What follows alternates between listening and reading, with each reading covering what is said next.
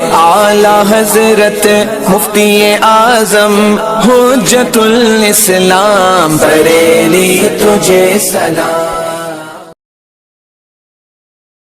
السلام علیکم ورحمۃ اللہ تعالی وبرکاتہ۔ مرکز اہل سنت جامعہ رضویہ منظر اسلام کے یوٹیوب چینل ہم سبق درس نظامی میں آپ کا خیر مقدم ہے۔ پیارے بچوں، جنہوں نے اب تک ہمارے چینل کو سبسکرائب نہیں کیا ہے وہ ضرور سبسکرائب کر لیں اور بیل آئیکن بھی ٹچ کر دیں تاکہ کوئی بھی اپلوڈ آئے وہ اس کی نوٹیفیکیشن آپ تک فوراً پہنچ جائے، اور اپنے ساتھیوں سے بھی شیئر کریں، اور بات پسند آئے تو لائک بھی کریں۔ اب آپ کے سامنے شرح تہذیب کی تلخیص جو امداد اللبیب لفہم التہذیب کے نام سے ہے، اس کتاب کو پڑھائیں گے مفتی محمد قمر صاحب۔ آپ ان کو بغور سماعت فرمائیں۔ بسم اللہ الرحمن الرحیم۔ فصل القیاس اما برہانی یتألف من الیقینیات واصولها الاولیات والمشاہدات والتجربیات والحدثیات والمتواترات والفطریات۔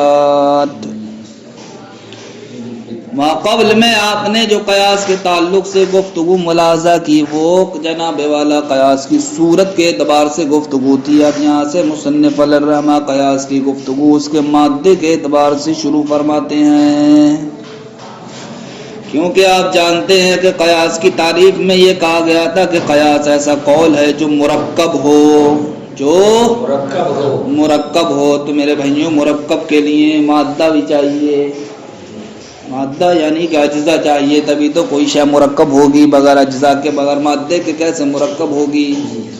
اور جب اجزا و مادہ ہوں گے تو جناب والا اس سے کوئی نہ کوئی صورت، کوئی نہ کوئی حیت بھی نکل کے آئے گی۔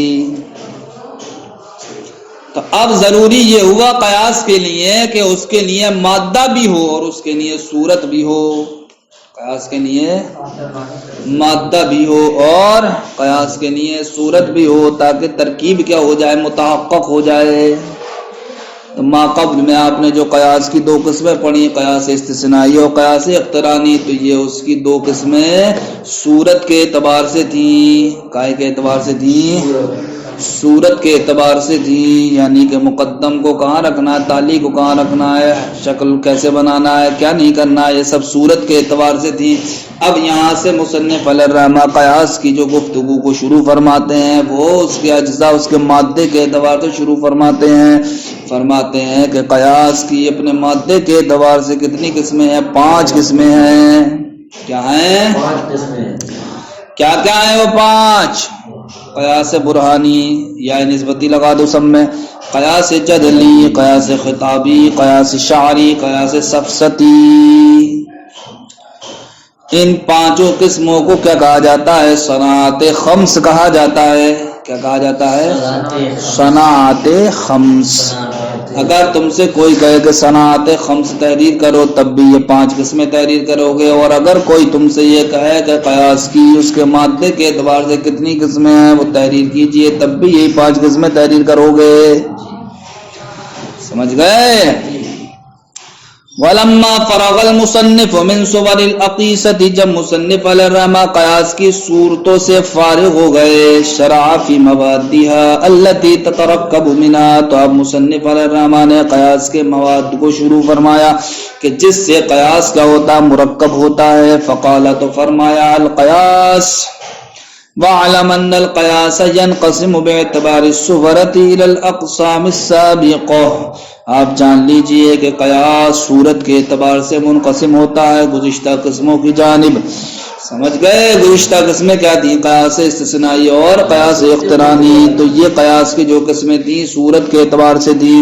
وَيَنْقَسِمُ بِاعْتِبَارِ مَادَّتِهِ، اور جناب والا قیاس اپنے مادے کے اعتبار سے منقسم ہوتا ہے إِلَى 5 أقسام، 5 قسموں کی جانب۔ وَهِيَ صَنَاعَةُ الْخَمْس، وہ 5 قسمیں کا کہلاتی ہیں، صناعت خمس کہلاتی ہیں۔ ہیں کیا وہ 5 قسمیں؟ آنی میں مراد لیتا ہوں۔ پہلی قسم کیا ہے؟ برہان ہے۔ دوسری قسم کیا ہے؟ جدل ہے۔ تیسری قسم کا خطابہ ہے۔ چوتھی قسم کا شعر ہے۔ 5ویں قسم کا ہے سفسطہ۔ تو یہ 5 قسمیں جناب والا قیاس کی ہیں۔ کس اعتبار سے ہیں؟ اس کے مادے کے اعتبار سے۔ اور قیاس کی جو دو قسمیں ہیں استثنائی اور اقترانی، وہ کس اعتبار سے ہیں؟ صورت کے اعتبار سے۔ تو قیاس برہانی کس کو کہیں گے؟ سب سے پہلے شارح اسی کی وضاحت فرماتے ہیں کہ قیاس برہانی وہ قیاس ہے جو مرکب ہو یقینیات سے، ایسے اجزاء سے مرکب ہو جو اجزاء یقین کا فائدہ دیں، ایسے اجزاء سے مرکب ہو جو اجزاء یقین کا فائدہ دیں، تو کہیں گے کہ یہ ایسا قیاس ہے جو یقینیات سے مرکب ہے۔ اب جناب والا وہ مقدمات بدیہی ہوں چاہے نظری ہوں جو منتہی ہوں بدیہی تک، بہرحال اس بات سے کوئی سروکار نہیں ہے کہ وہ اجزاء بدیہی ہیں یا نظری ہیں، بس اس بات سے سروکار ہے کہ اجزاء وہ کیسے بھی ہوں، بدیہی ہوں یا نظری ہوں، بس یقین کا فائدہ دیتے ہوں، کائے کا فائدہ دیتے ہوں۔ لہذا جب بھی ایسے اجزاء سے کوئی قیاس مرکب ہوگا جو یقین کا فائدہ دے گا تو اس کو کہا جائے گا یہ قیاس کون سا ہے؟ قیاس برہانی ہے۔ تو قیاس برہانی کائے کا فائدہ دیتا ہے؟ یقین کا فائدہ دیتا ہے، اس لیے اس کو باقی تمام قسموں پر مقدم کر دیا، اس لیے کہ باقی تمام قسمیں یقین کا فائدہ نہیں دیتی۔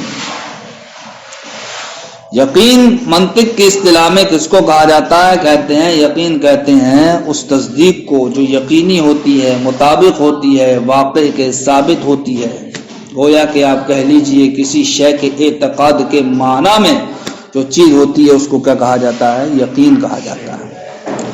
کہیں طور کہ ہم کہیں کہ فلاں چیز کے تعلق سے ہمارا اعتقاد ایسا ہے کہ جناب والا وہ اعتقاد کسی بھی چیز سے زائل نہیں ہو سکے گا، کسی بھی چیز سے زائل نہیں ہو سکے گا، تو ایسے اعتقاد کو کیا کہا جاتا ہے؟ یقین کہا جاتا ہے۔ تو جہاں پر بھی جن اجزاء سے ایسا یقین کامل حاصل ہو تو اس کو کہیں گے یہ اجزاء کیا ہے؟ یقینیات میں سے ہیں۔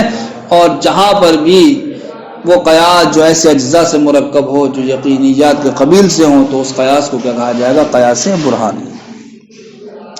کہتے ہیں القیاس البرہانی جو ما یتعلق من الیقینیات، قیاس برہانی وہ قیاس جو مرکب ہو یقینیات سے، بدیہیتاً کانت او نظریتاً منتہیتاً الیہا، اب چاہے وہ اجزاء بدیہی ہوں یا جناب والا نظری ہوں جو منتہی ہوں بدیہی تک۔ مثلا خالق العالم موجود خارج عن الممکنات، کہ عالم کو پیدا کرنے والا موجود ہے اور کیا ہے؟ وہ ممکنات سے خارج ہے۔ وَكُلُّ مَوْجُودٍ خَارِجٌ عَنِ الْمُمْكِنَاتِ، واجب الوجود ہر وہ موجود جو ممکنات سے خارج ہو تو وہ کیا ہوتا ہے؟ واجب الوجود ہوتا ہے۔ لہذا اب یہ بات ثابت ہو گئی خالق العالم واجب الوجود، عالم کو پیدا کرنے والا کیا ہے؟ واجب الوجود ہے۔ تو یہاں پر جو قیاس کے مقدمات ہیں کیا ہے؟ وہ خالق العالم موجود خارج عن الممکنات، دوسرا جز کیا ہے؟ وَكُلُّ مَوْجُودٍ خَارِجٌ عَنِ الْمُمْكِنَاتِ واجب الوجود۔ یہ ایسے مقدمات ہیں جو یقینیات کے قبیل سے ہیں، جو یقینیات کے قبیل سے ہے، لہذا ایسے اجزاء سے مرکب ہونے والا قیاس کیا کہلائے گا؟ وہ قیاس کہلائے گا جو یقینیات سے مرکب ہے۔ لہذا اس قیاس کو ہم کیا کہیں گے؟ قیاس برہانی۔ الیقین، یقین کس کو کہتے ہیں؟ کہتے ہیں وہ تصدیق الجازم والمطابق والواقع والثابت، وہ تصدیق ہے جو یقینی ہو، جو مطابق ہو، جو واقع ہو، الثابت جو ثابت ہو، بمعنی اعتقاد الشیء، بایمانہ کہ کسی چیز کے اعتقاد کے معنی میں ہو، بأنہ کذا، کہتا ہے اعتقاد بہین طور کہ وہ ایسی ہے، کہتے نہیں کہتے ہیں کسی چیز کے تعلق سے پختہ یقین ہوتا تبھی تو ہم کہہ دیتے ہیں کہ فلاں کی صورت ایسی ہے یا فلاں کا کام ایسا ہے، اس لیے کہ ہمیں پورا یقین ہے، ہم بہت اس کے ساتھ رہے ہیں تو کہہ دیتے ہیں کہ ہاں بھائی فلاں کا پڑھنا ایسا ہے، فلاں کا پڑھانا ایسا ہے، فلاں کی تقریر کرنا ایسا ہے، ما اعتقاد اس بات کے اعتقاد کے ساتھ انہو لا یمکنو کہ ممکن نہیں ہے الا ان یکون کذا مگر یہ کہ اسی طرح اعتقاد ہو مطابقا جو مطابق ہو لنفس الامر نفس الامر کے غیر ممکن الزوال کہ جس کا زائل ہونا ممکن نہ ہو، تو ایسے پختہ اعتقاد کو کیا کہا جاتا ہے؟ یقین کہا جاتا ہے۔ ایسے ہی یقینی اجزاء سے کوئی چیز مرکب ہو تو اس کو کیا کہا جاتا ہے؟ قیاس برہانی کہا جاتا ہے۔ وہ اصول الیقینیات ستۃ، یقینیات کے اصول کتنے ہیں؟ 6 ہیں، یقینیات کے اصول 6 ہیں۔ پہلا اصول کیا ہے جناب والا؟ اولیات. دوسرا اصول مشاہدات. تیسرا تجربیات. چوتھا حدثیات. پانچواں متواترات. چھٹا فطریات. ہر ایک کی وضاحت شارح فرمائیں گے. اولیات کا مطلب کیا فرماتے ہیں؟ ویسے قضایا ہے کہ جس میں محض عقل کے ذریعے یا جس میں محض عقل تصور طرفین کا حکم لگا دے، جس میں عقل حکم لگا دے محض تصور طرفین سے، محض تصور طرفین سے، یعنی کہ جناب والا دونوں طرف کے تصور سے ہی عقل کیا لگا دے؟ حکم لگا دے. کسی واسطے کی وہاں پر ضرورت نہ پڑتی ہو تو جناب والا ان کو کیا کہا جاتا ہے؟ ان قضایا کو اولیات کہا جاتا ہے. کیا کہا جاتا ہے؟ قضایات اولیہ. کن کو؟ کہ جس میں عقل صرف و صرف تصور طرفین سے ہی حکم لگا دے بغیر کسی واسطے کے. جیسا کہ ہم کہتے ہیں الکل اعظم من الجز، کل یہ کیا ہے؟ جز سے بڑا ہے. تو اب بتاؤ یہاں پر ہم نے صرف کل کا تصور کیا، اسی طریقے سے جز کا تصور کیا، لہذا ہم نے یہ حکم لگا دیا؟ نہیں لگا دیا کہ کل کیا ہوتا ہے؟ جز سے بڑا ہوتا ہے. تو یہاں پر کسی واسطے کی ضرورت نہیں پڑی، بلکہ صرف ہم نے کل کا تصور کیا جو کہ ایک طرف ہے، اسی طریقے جز کا تصور کیا جو ایک طرف ہے، اور ہم نے حکم لگا دیا کہ کل کیا ہوتا ہے؟ جز سے بڑا ہوتا ہے. تو یہ قضیہ کیا کہلائے گا؟ اولیہ. الاولیات وہی القضایا التي يحكم فيها العقل، ویسے قضایا ہے کہ جس میں عقل حکم لگائے بمجرد تصور الطرفین، میں تصور طرفین سے ہی، من دون واسطۃ، بغیر کسی واسطے کے. فقولنا، جیسا کہ ہمارا قول، الکل اعظم من الجز، کل کیا ہوتا ہے؟ جز سے بڑا ہوتا ہے. فإن هذا الحکم، اس لیے کہ یہ حکم یحصل، حاصل ہوا ہے بمجرد تصور الکل والجز، محض کل اور جز کے تصور سے. ولا يتوقف على واسطۃ، اور یہ حکم جناب والا کسی واسطے پر موقوف نہیں ہے. المشاہدات. دوسرا جناب والا اصول کیا تھا؟ مشاہدہ تھا. مشاہدات کس کو کہتے ہیں؟ تو فرماتے ہیں مشاہدات محسوسات کو کہتے ہیں. اور محسوس کے تعلق سے آپ جانتے ہی ہیں کہ محسوس کی دو قسمیں ہیں. ایک جناب والا محسوس کی قسم کیا ہے؟ حس ظاہری. اور دوسری قسم کیا ہے؟ محسوس حس باطنی. جو حواس سے ظاہرہ کے ذریعے سے محسوس ہو اس کو کہتے ہیں محسوس بالحس ظاہر، اور جو حواس سے باطنہ کے ذریعے سے محسوس ہو اس کو کہتے ہیں محسوس بالحس باطن.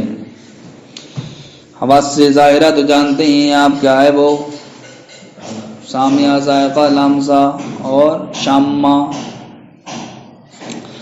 اور حس باطن سے جو محسوس ہو، حس باطن مثلا وجدان کے ذریعے سے ہم جو پتہ چلتا ہے، جو علم حاصل ہوتا ہے، کیا وجدان سے ہم کو پتہ چلتا ہے؟ یعنی ہمیں خوشی اپنے وجدان سے پتہ چلتی ہے. ٹھیک، چاہے خوشی دکھ جاتی ہے آنکھوں سے، ہاتھ سے محسوس ہو جاتی ہے، وجدان سے، حس باطنی سے ہم کو پتہ چلتا ہے. تو مشاہدات سے مراد یہاں پر کیا؟ محسوسات. اور محسوسات کی دو قسمیں ہیں. تو مشاہدات کہتے ہیں المحسوسات، محسوسات کو، وہی قسمان، اس کی دو قسمیں ہیں. محسوسات بالحس ظاہر، پہلی قسم کا نام کیا ہے؟ وہ محسوسات جو حس ظاہر سے ہوں. وہی ما یشعر بها بالحواس الخمس الظاہرۃ، ویسے محسوسات ہیں کہ جن کے ذریعے سے یا جن کا علم ہو حواس ظاہرہ سے، حواس ظاہرہ خمسہ سے، جن کا علم ہو حواس خمسہ ظاہرہ سے.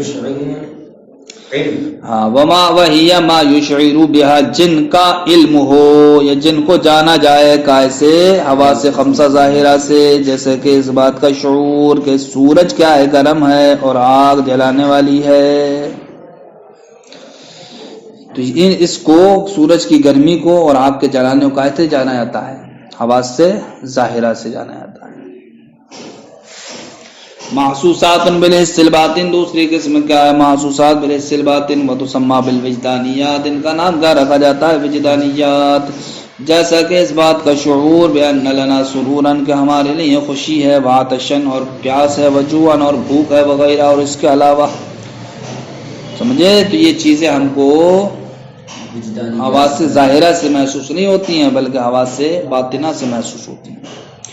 تجربیات کس کو کہتے ہیں؟ وہی القضایا التي يحتاج العقل في الجزم بها الى تکرار مشاہدۃ الاثر۔ تجربیات وہ ایسے قضایا ہیں کہ جس میں جناب والا عقل حکم لگائے یقین کا اثر کے تکرار مشاہدہ کے بعد۔ کسی چیز کے بارے میں ہم نے بار بار مشاہدہ کیا تبھی تو ہم حکم لگا دیتے ہیں کہ فلاں چیز فلاں کا فائدہ دیتی ہے۔ مثلا جناب والا سقمونیہ یہ ایسی دوا ہے جو صفرا بیماری کو دور کر دیتی ہے، دور۔ ہم کو کیسے پتہ چلا کہ جناب والا سقمونیہ صفرا بیماری کو دور کر دیتی ہے؟ اس لیے پتہ چلا ہمیں کہ بار بار کا مشاہدہ یہی ہے کہ جب کسی کو سقمونیہ دوائی دی جاتی ہے تو وہ صفرا کو بذریعہ دست بیماری کو کیا کر دیتی؟ جسم سے نکال کے پھینک دیتی ہے۔ سقمونیہ پلانے کے بعد انسان کو کیا آتے ہیں؟ دست آتے ہیں، پھر دست کے ذریعے سے یہ صفرا بیماری کیا ہو جاتی ہے؟ دور ہو جاتی ہے۔ تو یہ ہم کو جب پتہ چلا کہ سقمونیہ صفرا کے دور کر دیتی ہے، یہ کیسے پتہ چلا؟ تکرار مشاہدہ سے۔ سمجھ گئے؟ صفرا ایک بیماری ہے جو تمہارے جسم میں ہے، حکمت پڑھو گے جان لو گے، سمجھ گئے؟ اور سقمونیہ اسی بیماری کا علاج ہے، دوائی کا نام ہے۔ چلو آسان مثال سمجھو، جیسے کہ شراب یہ نشہ دینے والی ہے، تو یہ بھی ہمیں بار بار مشاہدے سے پتہ چلتا ہے نا۔ دیکھتے ہیں جو بھی شراب پی لیتا ہے لڑکتا پھر گیا کہیں نالی میں، کہیں گلیوں میں، کہیں گوبر میں، کہیں لیٹرین میں، سمجھ گئے؟ تو یہ بھی تکرار مشاہدہ سے ہم کو یہ حاصل ہوتا ہے کہ شراب نشہ دینے والی۔ تو تجربیات ویسے قضایا ہیں التی یحتاج العقل فی الجزم بها کہ جن کے یقین کرنے میں عقل محتاج ہو الی تکرار مشاہدۃ الاثر، اثر کے بار بار مشاہدہ کرنے کے، بدون التخلف حکم کے نہ پائے جانے کے بغیر۔ یعنی کہ ایسا نہیں ہے کہ وہ دوائی پائی جائے اور وہ حکم نہ پایا جائے۔ تخلف کا مطلب کیا ہوتا ہے؟ حکم کا نہ پایا جانا۔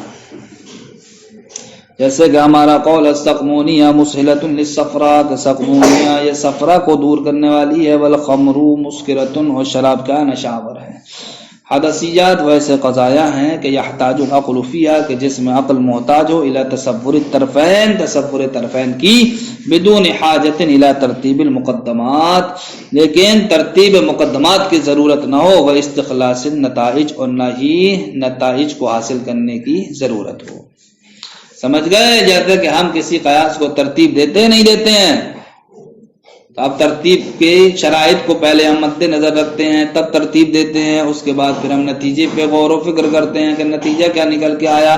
تو ہمیں نہ جناب والا ترتیب مقدمات کی ضرورت ہے، نہ جناب والا نتائج کی ضرورت ہے، بلکہ صرف اور صرف تصور طرفین کی ضرورت ہے۔ تو جہاں پر عقل محض تصور طرفین کی بنیاد پر حکم لگا دے تو ان قضایا کو کیا کہا جاتا ہے؟ حدثیات۔ تو حدثیات ویسے قضایا ہیں التی یحتاج العقل فیہا جس میں عقل محتاج ہو الی تصور الطرفین، طرفین کے تصور کی، بدون حاجت الی ترتیب المقدمات، ترتیب مقدمات کی حاجت کے بغیر، و استخلاص النتائج، اور نتائج کو حاصل کیے بغیر۔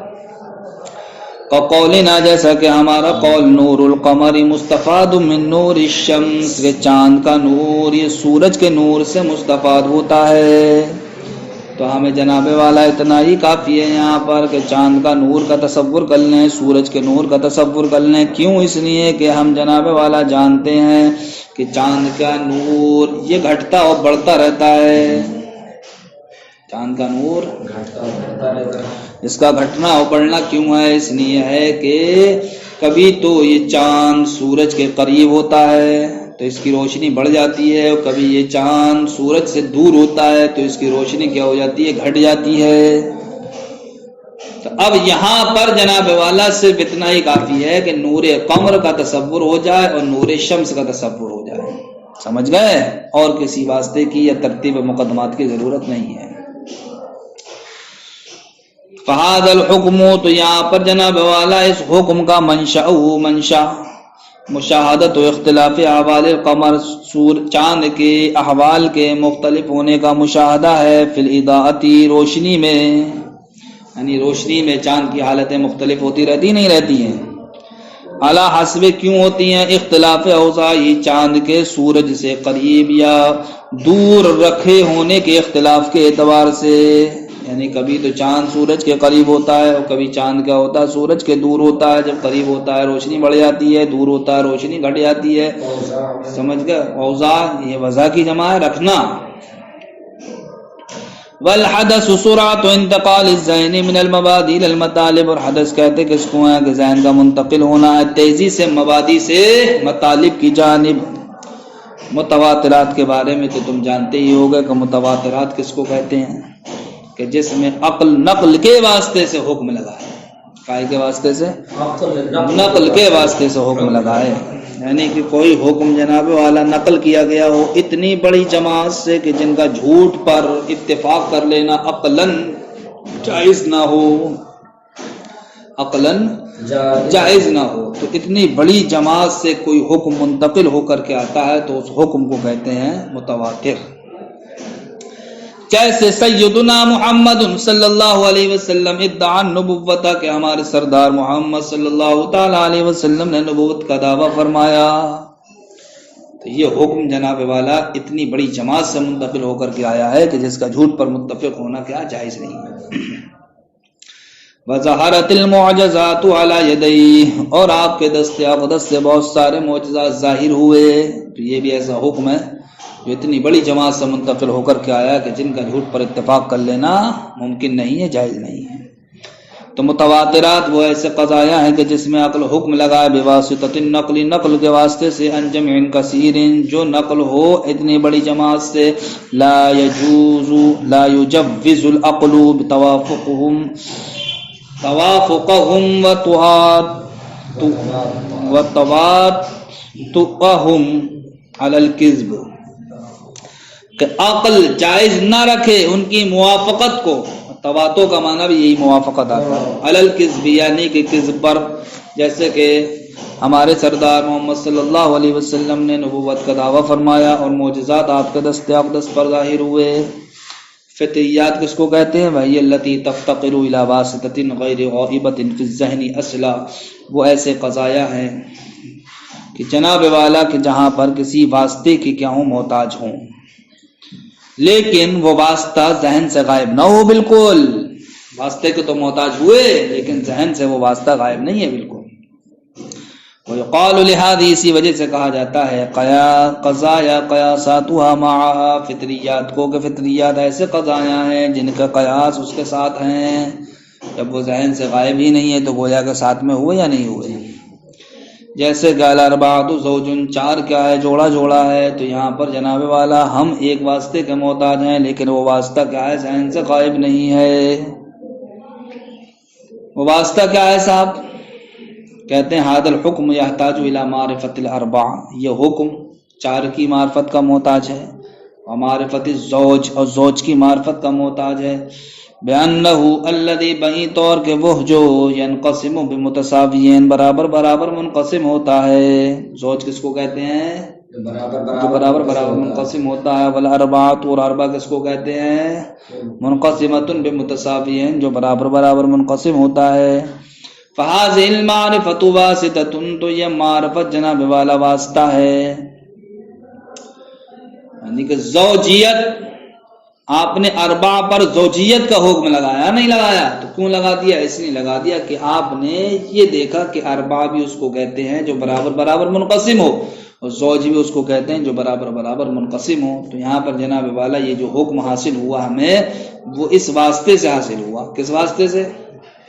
کہ برابر برابر منقسم ہونے کو ہم نے جانا. تو یہ جناب والا واسطہ ذہن سے غائب نہیں ہے. فہذہ المعرفۃ واسطۃ، تو یہ معرفت جناب والا بالواسطہ ہے. لکنھا لا تغیب عن ذہن من ادرکہما، لیکن جناب والا یہ غائب نہیں ہے اس کے ذہن سے جس نے ان دونوں کا ادراک کر لیا ہے. یعنی کہ زوج کا جس نے ادراک کر لیا اور اسی طریقے سے اربع کا جس نے ادراک کر لیا، تو یہ واسطہ برابر برابر منقسم ہونے والا یہ اس کے ذہن سے غائب نہیں ہے. سمجھ گئے؟ یہ بات آپ کی اصولیات کے تعلق سے ختم ہو گئی کہ یقینیات کے اصول کتنے؟ 6 ہیں۔ شارح بیان فرماتے ہیں تہذیب کے بعد نسخوں میں یہاں پر فطریات کی جگہ کیا ہے؟ نظریات ہے۔ کیا ہے؟ نظریات۔ تو نظریات کس کو کہتے ہیں؟ وہ تو جانتے ہی ہوئے آپ کہ نظریات وہ ایسے قضایا مجہولہ ہیں جن کو حاصل کیا جائے کس سے؟ قضایا معلومات سے۔ وہی القضایا، ویسے قضایا ہیں المجہولۃ المکتسبہ جو کہ کیا ہوں؟ مجہول ہوں، جن کو حاصل کیا جائے معلومات سے، بطریق الکسب والنظر، نظر و فکر کے طریقے پر، کا حکم العقلی جیسا کہ عقل کا حکم لگانا، بحدوث العالم، عالم کے حادث ہونے پر، کیسے؟ المکتسب من قولنا، چونکہ حاصل کیا گیا ہمارے اس قول سے، کیا ہے وہ ہمارا قول؟ العالم متغیر وکل متغیر حادث۔ السلام علیکم ورحمۃ اللہ۔